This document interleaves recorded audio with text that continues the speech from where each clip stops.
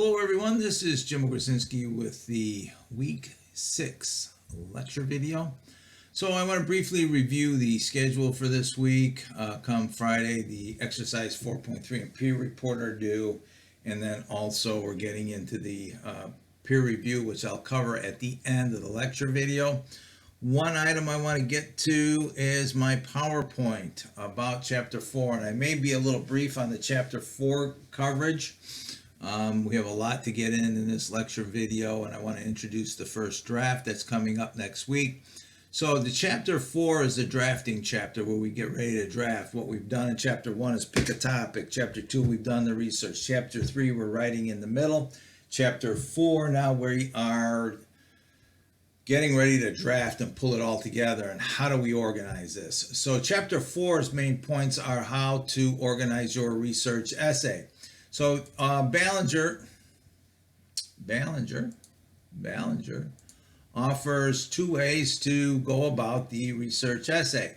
Okay, the first is what he calls narrative logic, or what we used to call in his older editions delayed thesis structure. So basically, if you want to explore your topic, present your research, have a conversation about what you found out through your research about your topic, what you have learned about your topic, because that is the purpose behind the research essay, you would want to organize it around this narrative logic or delayed thesis structure. Think a little bit about theories of intelligence, on how he wrapped his research paper, or I should say his research essay, around the narrative of him not being as dumb as he thought he was, right? So the questions here are always, what do you want to know? What has already been said? You want to talk about some of your literature that you discovered. What's the conversation? Who is saying what? What do I think about what's being said? Is your analysis, your critical thinking based on the information you discovered. All right. What do I know now that I didn't understand before? In other words, you want to write about what you learned. Research and writing generates knowledge. What have you learned about your topic? What's new? What's interesting? What were you wrong in your thinking? In other words, right? What has changed? What one thing do I most want to say about what I now understand? You want to get to that aha moment, that really big main point of your research. What is it you want to talk about? Think about this all in some sort of a circular pattern, right? That you're going around, you're presenting your research, your thinking, your what you've been able to learn, and you present it in a logical, paragraph structured way, citing your sources. Remember, using that section there, using and citing sources to integrate your research as one pattern. Now, the delayed thesis is where you get into the introduction, significance, the so what, who cares questions. I can talk about a little bit about that as we get into later videos. What are others saying? Do you think what you found is an answer, your delayed thesis? Usually if we think it's a delayed thesis structure or the narrative, it's usually like the narrative. The moral of the story comes at the end. You'll present all your information. You will then come to the end and be able to come to some sort of a conclusion. That is called the delayed thesis, right? So that's the narrative logic or delayed thesis structure. The other one is pretty much traditional that everybody is used to writing. It's the argumentative flow, right? This is where you will present your opening, you'll come up with your thesis, and then you use the rest of the research essay to support your thesis. What is your claim, right? So that one, I really don't need to spend a lot of time on this particular pattern.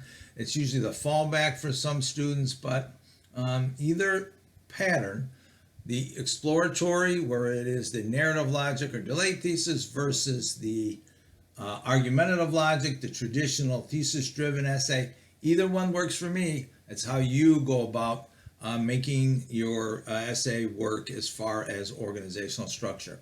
Makes no difference. Whatever one, some topics that have a significant or have a personal experience component might work well with the exploratory. Some of them might work a little bit more better on the argumentative logic. So it's really a straightforward organizational flow. You get your introduction, your opening, state your argument, your claim, your thesis, what are other people saying, what is your position compared to others, and what is your evidence, right? I want you to show me. Don't tell me. Show me through using your sources and your research. Show me your evidence. What's the significant? I'm looking for the so what and who cares question, okay? I want you to, if you're writing to people, and I think there might be a little quote in the textbook about if you're going to write to people, you have to write about people, right? So why does your argument matter? Are the questions that I'm looking for. So what? Who cares? Why does your argument matter? Possible relationships for these particular types of argumentative essays would be problem solution, cause and effect, just to provide some just a way to phrase and put together your research, right? So you have to give a sense of purpose. The strong lead establishes that. That is the object behind exercise 4.3, where you test drive some leads. Develop these leads in exercise 4.3. Well, just don't give me 2 or 3 sentences. I want a lead. Give me 6 or 8 sentences for each lead. Okay, I'll get to that in a minute. Working common ground. You have to share something with your audience. What is it that in your particular research that you want to present? What can people, okay, what can they identify with? That is critical. What are my readers' own experiences? What's the relevance, right? What do they already know? So you want to make sure on deciding on whether to say I. Overuse, of course, is no good. You want to control quotation. Some of this I'll come back to in the screencast video as we get to the actual first draft next week. Here it is. E.B. White said that in order to write about humankind, you should write about a human. It's really important. The example that was in the book is the deforestation of the Amazon. You need to get the voices of the Indians whose way of life is threatened, right? The anecdotal, I believe there's Candy's paper on Genie, which is another example. So you want to write a strong ending, avoid repetition is always important when you get ready for drafting, and emphasize what's less known about a topic. That may be surprising, and be sure you always answer the who cares questions, right? So we also talk about the weave that is research writing. Is a really important section for everyone to take a look at the textbook. Make sure that you have some type of context. We always talk about the quote hamburger, where you lead into a quote, you talk about that quote, and then afterwards is really important, right? You want to write your commentary, your analysis, interpretation, clarification, whatever it may be about that quote. That weaving back and forth between all your sources. You have your sources in your annotated bibliography. You've summarized them. You've worked with quotes. You've thought about them. Now it's time to weave all those sources into your research essay, right? So I'm not going to get into chapter 5. I'll leave that for next week. The course is running down pretty quickly here. So as we get to, let me get to the course units. Let's get to week 6. All right, real quick. I want to talk, I'll end with exercise 4.3 because I'll get into the drive folder there. This is pretty straightforward about the videos that I've added in here for my summer course. They work even though it was the summer course. The exercise 4.3 is really kind of between the textbook and what I have here should be pretty straightforward. I don't need to cover that too much. Now, one thing I want to talk about is our first draft, our consultation draft, all right? This is worth 50 points, and if you accomplish, pretty much all of the components here, the criteria, you will be successful, right? All right. So be aware that I have a bulleted list here, or a numbered list. It has to be on time. Got to be there before Tuesday, end of day, because I will comment on these extensively in the drive folder. And that way you're expected to take those comments to improve your research essay going into the final draft. That is worth 20% of your course grade, right? Satisfy a reader's desire for a well-planned text, right? Or a deliberate organizational structure. Contains substantial material. You have to have your 6 separate sources in there. Looking for the strategies like we talked about in chapter 3, paraphrasing, summary, quotation thoughtfully. Also, you don't want to start avoiding plagiarism. And you want to include your in-text citations. And also I need your works cited page. All right, so I can begin cross-referencing and looking at how you're using sources. Okay, so I'm looking for about 7 to 8 pages of text. The final draft is 2,500 words, so I'm looking for about 7 to 8 pages of text, and then the additional page for your works cited page.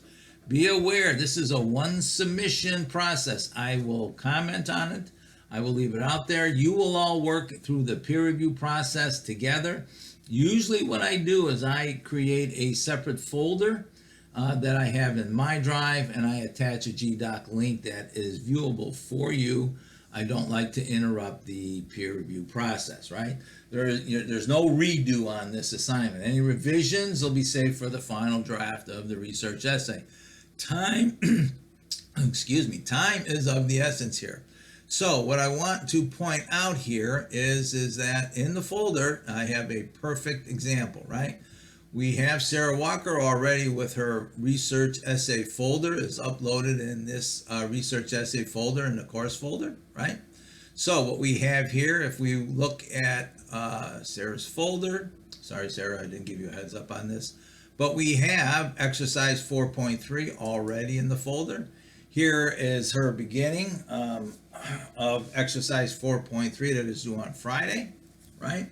You're going to want to make sure that you label each opening that you are, if it's anecdotal, I want anecdotal, whatever the type of opening it might be. If it's a question, I want question. I want to know exactly which one you selected to see if what you wrote here is really matches the type that Ballinger talks about in the textbook. Also, you want to make sure that it is pretty far along about how you want to write your opening for your essay. The idea behind this is to select one and use it toward your essay. So I'm looking for about 6 to 8 good sentences to get this for each opening on this activity. Then the idea here is to write the report. I don't know, I haven't looked at this. Okay, about your drafting journey. Okay, so as you see here, Sarah's done what's been asked to make a copy and rename it. She renamed this Walker Exercise 4.3 Peer Report. Obviously, nothing is completed yet because the assignment's not due. She is still working, but that is the process for this particular activity. So there you have report exercise 4.3, of which both of those links will get uploaded to Blackboard for grading, right? Remember the two-part process. This is the end of the semester, folks. We have very little time to fix things now. All right, so here is the research essay folder. Excellent example here. I want to make sure that everybody is clear on where we're going on chapter 4 and the first draft, and also exercise 4.3. That's all I have for the lecture video. Have any questions? Send me an email. As I get into next week, if there are some time, start thinking about a time you might be available. I might hold some open office hours next week. All right? Everybody, good luck. Stay safe.